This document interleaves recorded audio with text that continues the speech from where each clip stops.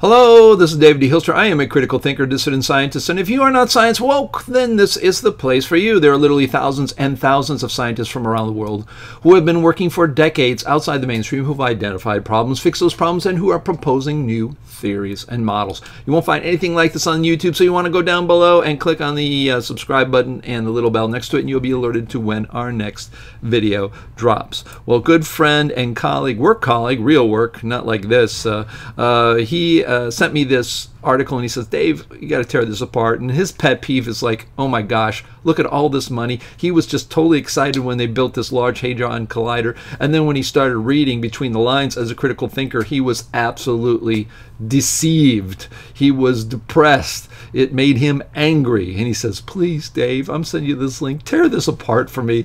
Just help me out. It's just, this is cathartic. It's going to let out all the emotion of such a waste of time in human beings and their machines. I mean, let's face it, there's a lot of amazing brain power being wasted on the unicorn world of what we call particle physics. The Large Hadron Collider unleashed unprecedented euphoria when it switched on. But the search for the true nature of reality has proven harder than we thought. Yes, it has. There's nothing true about the nature of anything about particle physics, but let's just keep moving forward. Here's the picture of it, and it is an incredible machine. Let's face it, it is an amazing machine. And you know, with this incredible machine, you think about this is going to, the concept of what this is has to be incredible. And you know what the concept is? It's a hammer. Pretty much. It just smashes things. And worse than that, when it smashes things, the only thing we can see are trails of things. That is, we do not see the things themselves. We see what they leave behind. So we don't see if it's a nut or a bolt or anything else coming off the car we're shooting a cannonball at. We don't. So we have to... It's a fantasy world. Anyways, look at that machine. It looks darn impressive. Doesn't it? It looks like a Death Star or something like that. Next July will mark 50 years since humans set foot on the moon. And they're talking about all that celebrations and rumbling. The moon landing was the first truly global media event and an iconic expression for human desire to explore and explain the universe. I guess it was. I was 10 years old and I remember it very clearly when Neil Armstrong stepped on the moon. I remember hearing it on television. That's one small step for man, one giant leap for mankind. I remember that. It is odd then that this universe, at this anniversary of an event embodying that same aspiration, has passed on 10 September with so little fanfare. But listen to this. I mean, come on, the moon landing and the opening of the Large Hadron Collider, turning on the switch. I mean, they're the same, aren't they? Thank goodness they're not. And this silence really is not a silence because we don't understand it, because it does nothing for us. At least going to the moon was exciting. Somebody went there. It's like we're trying to travel to other planets. That's pretty cool. With the Hadron Collider, we're telling people about what we're finding. It's illogical. We think we don't understand because we're stupid, and we wonder why no one cares about it. It doesn't give us anything. Well, it says right here, with a global audience of more than 1 billion, the switch on the Large Hadron Collider was actually seen by more people than the moon landing. You know, I absolutely dispute that. I really think that in reality, that's not how many people saw it. I think there's some inflation of the numbers of how many people really watched it. I didn't watch it. I was 10 and I watched the moon landing. I was 10, you know, and I love science. I didn't watch it. I thought I'd be like a key audience, a person in the audience. So, woo! I guess it's journalism. Well, we'll see. Maybe it's fake news. Oh, they talk about that. Collider was actually seen by more people than land. Okay, yeah. As we said at the time, it was to physics what the Apollo program was to space exploration. That's your opinion, right? That is your opinion and everybody else who pushes it. Because the truth of the matter is, 10 years later, no one cares. They don't care, not because they don't understand it, the importance of it, because it isn't important. People really probably think, there's probably a great number of people out there in the back of their mind saying, you know, This stuff could all be hogwash, as one of our scientists from the CMPS says in my film, Einstein Wrong. Check it out, EinsteinWrong.com. No doubt the reticence is due in part to the ignominious failure of the gleaming new particle accelerator just 10 days after its startup. Yeah, that's what it was. You know, I was talking to somebody the other day, you know, man, I remember, like, I read an article, it's been 10 years, you know. I really was deceived because when they turned it on, it didn't go on right away. But in truth, the euphoria of the early days has given... wait a minute, they're talking about how it sort of had a failure. I think, didn't they have trouble turning it on, and there was stuff like that, so it was like the big thing where everybody lines up to cut the ribbon, and they don't have scissors or something like that.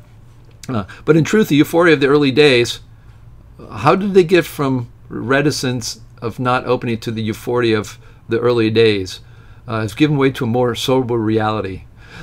We're almost close to some truth here, almost. Let's celebrate the positives. For a start, it provided lots of jobs and Nobel Prizes for people. Oh, that's not in there. It's not, Dave, that's not what's written right there. Read the sentence. But that's what it should say. For a start, the Large Hadron Collider did not destroy the world by sucking it into a black hole, as doom-mongers predicted at the time. Fake news. Fake news for fake particles in a particle accelerator. This is so ironic, kind of. You know, that was the idea, that when they turned it on, or we'd make a black hole and it'd suck everything into it, and people would be afraid. I'm not sure they didn't throw that out themselves just to get themselves publicity. You know, maybe it was fake news on purpose. I don't know.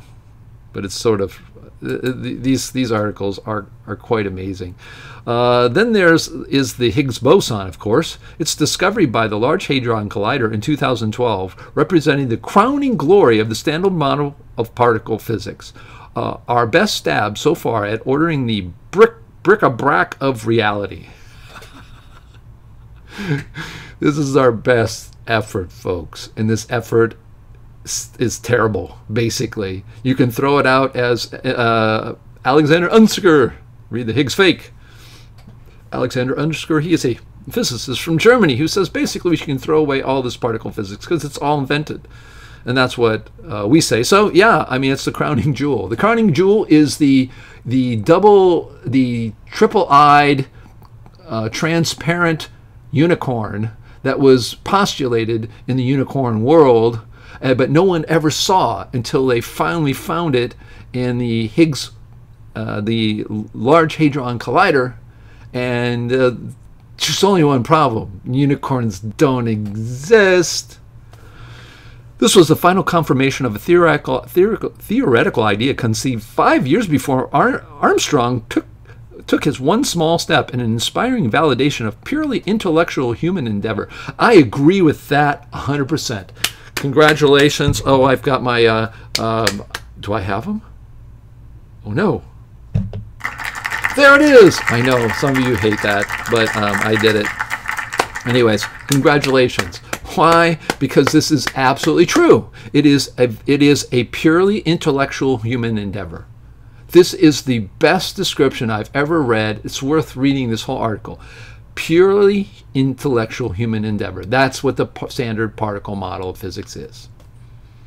It's a purely intellectual human endeavor. It has nothing to do with reality. If things have gone quiet around the Large Hadron Collider, it is a silence of committed, concentrated endeavor. The silence is no Nobel Prize coming out. That's what they care about, right? That's really what they care about. You know, that's their fame and fortune and all that. It's also where the problem starts. There's an enormous elephant in the room, and that's that we know the standard model is not the final theory, says wherever. It fails to explain the nature of the phenomenon as dark matter or dark energy. An invented, non-existent unicorn world who postulates dark matter and dark energy. It's like the unicorn world is now postulating their unicorns. I don't know if you understand that. So the unicorn world is an imaginary world. It's like Harry Potter. And in there, they, in that world, conjure up things that are imaginary in their world. So if you're in Harry Potter, maybe you are unicorn squared. Oh, you believe in unicorn squared? Those aren't real. Unicorns are. So that's what the dark, of course, if you haven't look up dissident science, dark matter, you'll get my take on that. Doesn't exist. Even why the measured Higgs mass teeters on the very lowest boundary of what's possible in a stable universe. There's sometimes when they write these sentences that I just, again, I don't know. I mean, that's such a vacuous statement, and I can understand. Look, the people say, Dave, you don't understand anything. That's what they put in the comments. I delete those because I don't have any problem with people disagreeing, but say some facts. Just don't say you don't understand it. Yes, we do. I understand the idea that it's on the lowest boundary as possible. That is, we needed this to stabilize our model. I get it, but it's still unicorns. Supersymmetry was the much vaunted successor to the standard. Was it? Predicting a swarm of additional particles to shore it up. The Large Hadron Collider has meticulously searched in the open. What's that mean? They search behind closed doors. That's pretty much what they do, because if you try to get raw data for this, any of this, you can't get it. So in the open. Doesn't it sound like big science? You got big agriculture, big banks, all these kind of things, big money, big science. So it says, standard problem, predicting a swarm of additional particles to shore it up. Okay, it says that it was looking meticulous and open, as well as various nooks and crannies for these, and has shown they are not there. So this shows you a faction within the unicorn world where the transparent unicorn people are not believing, or the other people, the other unicorn, the standard unicorn people are not believing in this transparent unicorn the unicorns. So they're talking about, no, our collider tells you guys are wrong. It's infighting amongst the unicorn people. Oh my gosh. Says somebody from a former supersymmetry adherent. Oh my gosh. Do you adhere to the Big Bang and particle model and quantum mechanics? Oh, you do? Well, that's just as bad. All unicorns, folks, all unicorns. Well, this article is almost over here. Thank goodness. That is a blow to theorists' egos, conditioned by a string of successes accumulating in the Higgs discovery. It suggests that whatever better theory is out there will not have the beauty of supersymmetry. I think which is pretty amazing is that what does beauty have to do with anything? Doesn't really beauty come from when we do discover like there are atoms and we know there are atoms? That's pretty much a fact. And the types of atoms, and we know that because we can manipulate them, we can even see them now. But the beauty comes from it by us discovering it and then looking at it and say, look at what the universe is showing us, and that's beautiful. Not from invention. And of course, it's a blow to theorists' egos, because there's another schism within the experimentalists, because the people who run particle accelerators, they don't like theoretical physics, which is pretty ironic given that all the particle model is a bunch of hooey balooey that came from theoretical physics, and they sit there and they look up, oh, we deal with real stuff. We shoot these things that we can never see, protons, for instance. We know they're there, but, we're shooting these, and we're shooting at stuff, and they explode into all these explosions, and we see the trails of these things, which, of course, we can't see the real stuff. It's really amazing. It's really amazing. It's the fight amongst the unicornists, and which one's better. Our imaginary world's better than yours, and there's nothing that this exists. but our non-existence is better than your non-existence. I don't know, Robert, if I'm doing this any justice, but maybe I'm hopefully making him happy. But no one said probing the essence of reality was easy. Oh, you can say that for sure. The Large Hadron Collider has determined the contents of the universe with greater precision than any machine before it.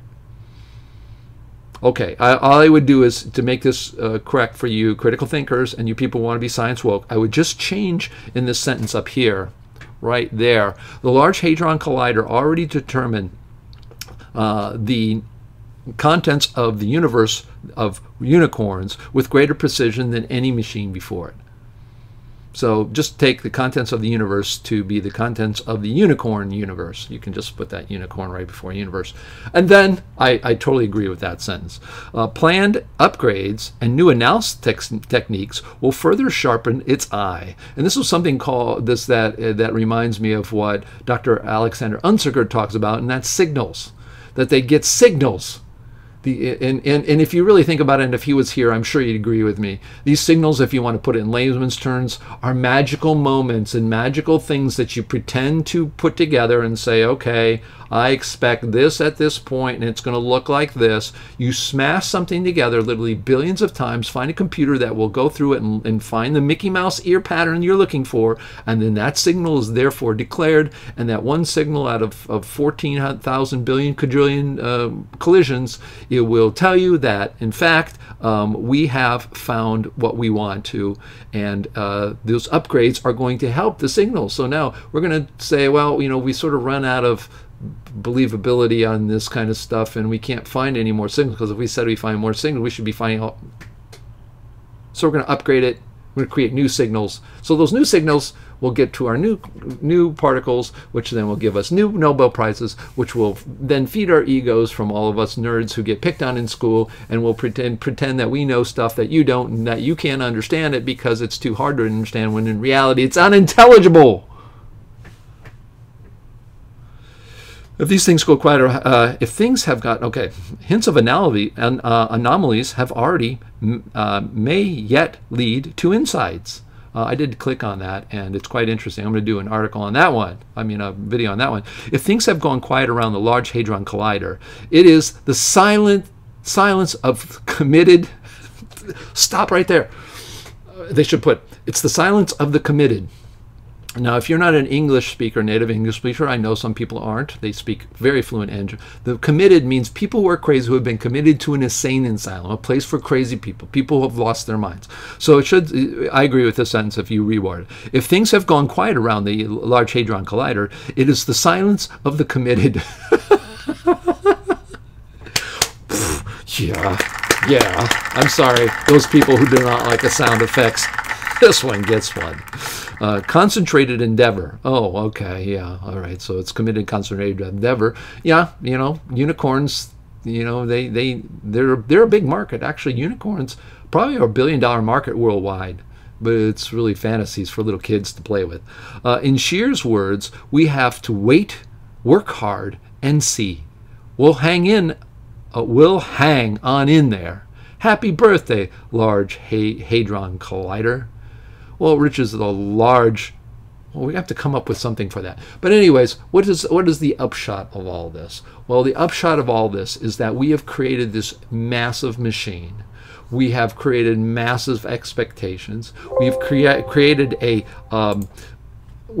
something which is an expectation that we are going to find great things, and it's produced absolutely nothing. And I would not be surprised as funding starts to be cut down. And I will show you a picture of what it's going to look like in a few years. What's a picture right there? What's that picture of? Well, that's a picture of Tesla's laboratory on Long Island. And it used to be an incredible place, and a place where the world was going to change, where we're going to get free electricity beamed to everywhere. Well, it turns out, just like Tesla really didn't have a model for electromagnetism. He didn't have physicality for anything, because we didn't have physicality for anything then, and we still don't, except for we critical thinkers and our new models. We do have them. So he was doomed to failure. Why? Because he was trying to do something without knowing how the universe worked. He just said, well, I can do this transmission. Well, it turns out that if you have a model like our model, he was barking up a tree that he never was going to succeed in. And there's a lot of people who still live on that dream. That's fine. Go for it. But that's really what's going to happen to the Large Hadron Collider. Someday, if we don't dismantle it and use it for something else or make it into a giant microscope or something, I don't know, it's going to go by the wayside. Human beings are not going to support it. Governments are not going to support it, and this is my conjecture of why they build these, because they are going to build them because they want to find the next atomic bomb. They want to find the next, that's why countries do this. So if we find the God particle and that we can make a new bomb out of, we're going to be the most powerful and we'll be in charge of everything. But remember, don't take my word for it. Stay critical, stay thinking. I'm Dave D. Hilster. I'm your science therapist. I hope, Mr. Berger, that I've helped you. Ciao for now.